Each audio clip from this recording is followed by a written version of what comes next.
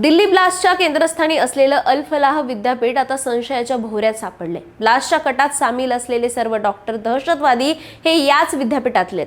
दिल्ली पोलिसांनी या विद्यापीठावरती छापा टाकला तेव्हा आणखी 12 जणांना ताब्यात घेण्यात आलंय। पण गंभीर मुद्दा म्हणजे अल फलाह विद्यापीठाचा संस्थापक मालक जवाद अहमद सिद्दीकी हा 3 वर्ष तिहार तुरुंगामध्ये जाऊन आलेला। मूळचा मध्य प्रदेशच्या महूचा असलेला सिद्दीकी इंदूरमधल्या देवी अहिल्या युनिव्हर्सिटीमधून बीटेक पूर्ण केल्यानंतर 25 वर्षांपूर्वी महू इथे अल फलाह इन्व्हेस्टमेंट नावाची एक गुंतवणूक कंपनी सुरू करतो। पण ही कंपनी लोकांना त्यांच्या गुंतवलेले पैसे दुप्पट करण्याचा आमिष दाखवत होती। अनेक लोकांचे पैसे बुडवल्यानंतर गुंतवणूकदारांनी दबाव वाढवला। या दबावाला कंटाळून जावेद अहमद सिद्दीकी रातोरात महूमधनं गायब होतो।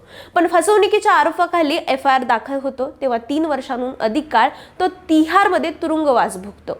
तुरुंगातून मुक्तता झाल्यानंतर फरीदाबादला या सिद्दीकीने आपलं बस्तान हलवलं। महू इथल्या फसवणुकीच्या पैशांमधनं त्याने फरीदाबादला अधिक इंजिनिअरिंग कॉलेज आणि नंतर अल फलाह चॅरिटेबल ट्रस्टची स्थापना केली। नंतर याच नावाने अल फलाह युनिव्हर्सिटी सुरू केली। 2019 मध्ये या युनिव्हर्सिटीला MBBS वैद्यकीय अभ्यासासाठी मान्यता मिळाली आणि 2024 मध्ये डॉक्टरांची पहिली बॅच बाहेर पडली।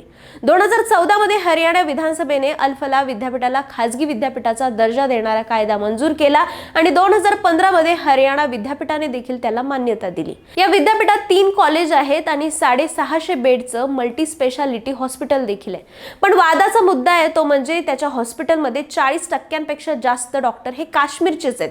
त्यातील 6 ते 7 डॉक्टर दिल्ली स्फोटाच्या कटात सामील होते जे आता ATSच्या ताब्यात आहेत।